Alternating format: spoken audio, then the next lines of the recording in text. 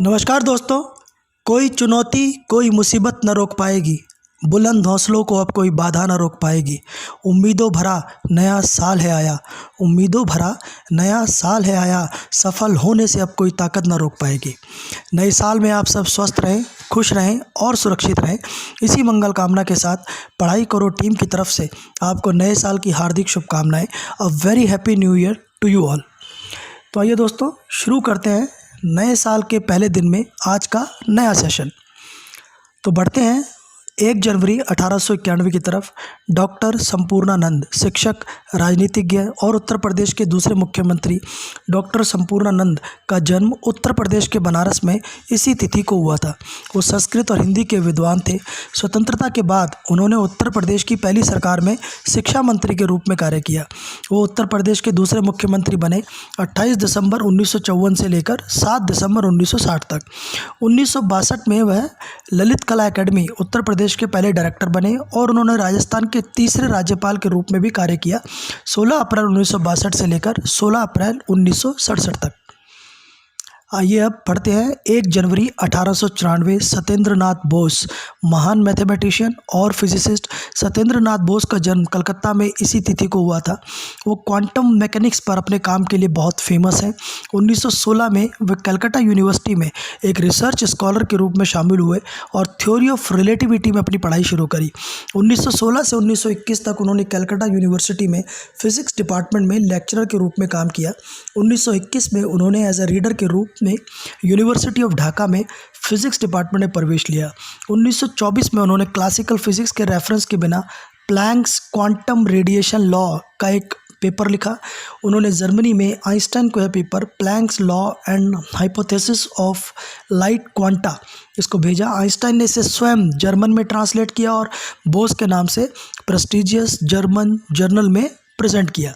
Einstein ने Bose idea को atoms पर लागू किया and this theory led to the prediction of the existence of phenomena, जिसे बाद में बोस आइंस्टाइन कंडेंसेट के रूप में जाना जाता है, जो बोसॉन का डेंस कलेक्शन है। बोसॉन ऐसे पार्टिकल होते हैं such as photons, they obey Bose Einstein statistics. Bosons are the particles with integral spin. Bosons are named after Bose. Boson was suggested by Paul Dirac in Bose honor. Higgs boson, जिसे God particle के रूप में भी जाना जाता है, is one of the many boson. SN. Bose 1926 में Dhaka university में डिपार्टमेंट ऑफ फिजिक्स के हेड बने और 1945 तक वे वहाँ फैकल्टी ऑफ साइंस के डीन भी रहे। 1947 में वो कलकत्ता वापस आ गए और 1956 तक यूनिवर्सिटी में पढ़ाया। वो एक पॉलीग्लोट थे, बंगाली, जर्मन, फ्रेंच और संस्कृत में बात कर सकते थे। 1954 में उन्हें पद्म विभूषण से सम्मानित किया गया। 1959 में उन्हें नेशनल प्रोफेसर के रूप में अपॉइंट किया गया, जो एक प्रोफेसर के लिए सर्वोच्च सम्मान है। Government of India establish the S N. Bose national centre for basic science through an act of parliament in Salt Lake Calcutta in 1986। उन्हें newly formed council of scientific and industrial research CSIR के एडवाइज़र के रूप में भी नियुक्त किया गया था। उन्हें इंडियन साइंस कांग्रेस के जनरल प्रेसिडेंट के रूप में अपॉइंट किया गया। वो इंडियन स्टैटिस्टिकल इंस्टीट्यूट के प्रेसिडेंट भी रहे। He become a fellow of the royal society in 1958। वो संसद राज्यसभा के सदस्य भी थे 3 अप्रैल 1952 से 2 अप्रैल 1960 तक। आइए बढ़ते हैं नेक्स्ट ईयर की तरफ। 1 जनवरी 1941। गोवर्धन असरानी। असरानी का जन्म इसी तारीख को जयपुर में हुआ था। उनकी पहली फिल्म कांच की चूड़ियाँ थी। 1971 से उन्हें फिल्मों में मुख्य अभिनेता या मुख्य अभिनेता के करीबी दोस्त के रूप में ऑफर मिलना शुरू हुआ। 1972 से 1991 तक असरानी ने राजेश खन्ना के साथ 25 फिल्में की। असरानी ने चला मुरारी नायक के साथ और सलाम मेम साहब के साथ में उन फिल्मों में मुख्य भूमिका निभाई। उन्होंने 350 से अधिक हिंदी फिल्मों में अभिनय किया और उन्होंने गुजराती फिल्मों में भी काम किया था। उन्होंने 6 फिल्मों का निर्देशन किया। अहमदाबाद और रिक्शा वालों, चला मुरारी हीरो बनने, सलाम मेम साहब, हम नहीं सुधरेंगे, दिल ही तो है और उड़ान। आइए बढ़ते हैं नेक्स्ट ईयर की तरफ। 1 जनवरी 1951 नाना पाटेकर, बहुत मशहूर अभिनेता, लेखक और फिल्म निर्माता नाना पाटेकर का जन्म महाराष्ट्र के मुरुड जंजीरा में हुआ था। उनकी पहली फिल्म गमन थी। परिंदा, अग्निसाक्षी, क्रांतिवीर, अपहरण और नट सम्राट फिल्मों में उनके प्रदर्शन ने उन्हें कई पुरस्कार दिलाए। 1991 में उन्होंने पहली बार प्रहार निर्देशित की। उन्होंने इस फिल्म के लिए सेना का प्रशिक्षण लिया and he was given the honorary rank of a captain. उन्होंने यशवंत, बजूत और आँच में प्लेबैक सिंगिंग की। 2013 में उन्हें पद्मश्री से भी सम्मानित किया गया था। आइए बढ़ते हैं नेक्स्ट ईयर की तरफ। 1 जनवरी 1973 आनंद कुमार, सुपर 30 फाउंडर, एक एजुकेशनिस्ट, मैथमेटिशियन आनंद कुमार का जन्म बिहार की राजधानी पटना में इसी तारीख को हुआ था।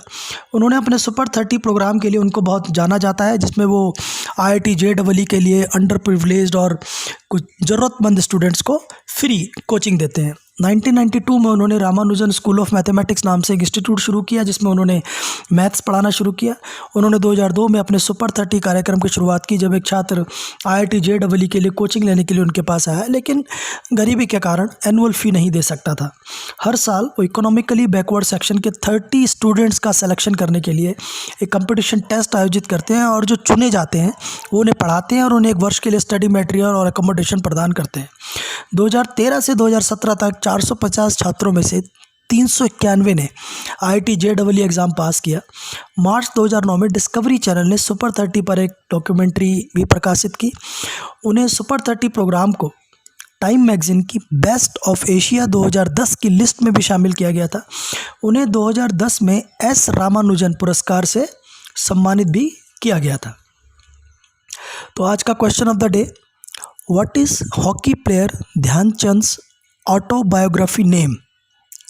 आपके ऑप्शन है A goal, B hockey, C stadium and D Olympic. आप अपने आंसर नीचे दिए गए कमेंट बॉक्स में दे सकते हैं।